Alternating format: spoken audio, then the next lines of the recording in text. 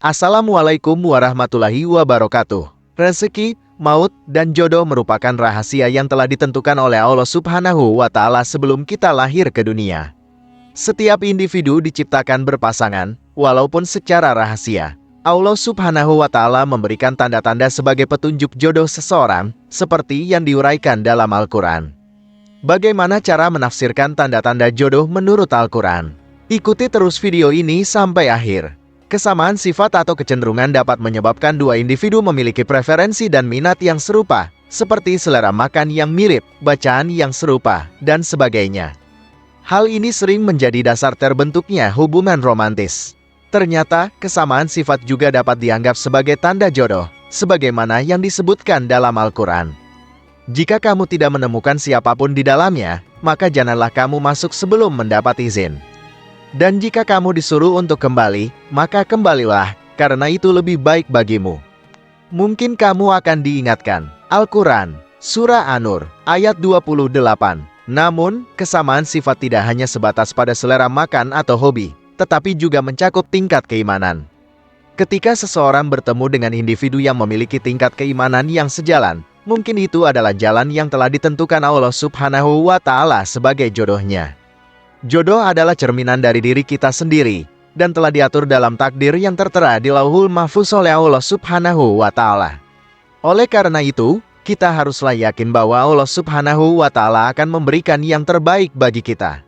Dalam Islam, jodoh merupakan refleksi dari karakter dan iman kita, sebagaimana yang dinyatakan dalam Al-Quran. Wanita-wanita yang buruk untuk laki-laki yang buruk, dan laki-laki yang buruk untuk wanita-wanita yang buruk.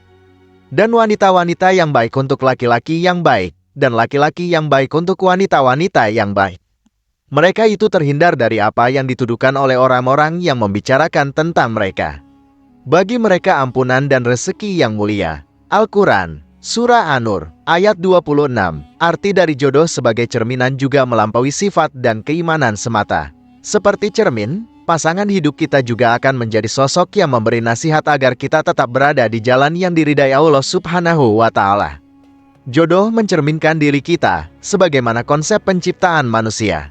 Oleh karena itu, pernikahan menjadi wahana untuk memperkuat iman dan meningkatkan ibadah. Jodoh membawa kedamaian bagi seseorang.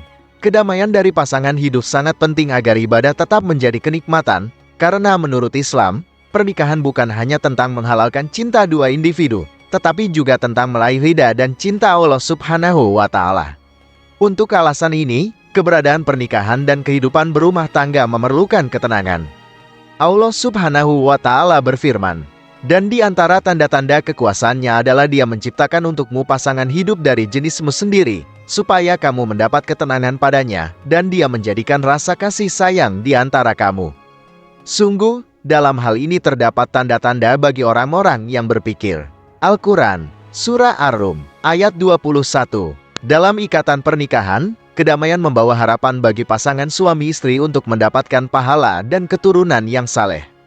Allah Subhanahu wa Ta'ala berfirman, "Wahai Tuhan kami, berikanlah kepada kami pasangan hidup dan keturunan kami sebagai penyejuk hati, dan jadikanlah kami teladan bagi orang-orang yang bertakwa." Al-Quran, Surah Al-Furqan, ayat 74. Jika kamu merasa mendapatkan ketenangan bersama seseorang, bisa jadi dia adalah sosok yang ditakdirkan Allah Subhanahu wa Ta'ala sebagai pasangan hidupmu. Sahabat yang beriman, itulah petunjuk mengenai tanda-tanda jodoh yang diuraikan dalam Al-Quran.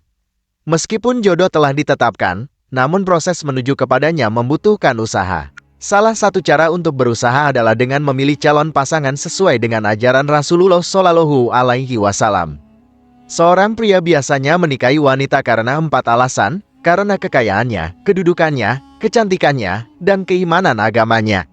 Oleh karena itu, hendaklah kamu memilih wanita yang beriman, jika tidak, maka pasti akan mendapat kerugian.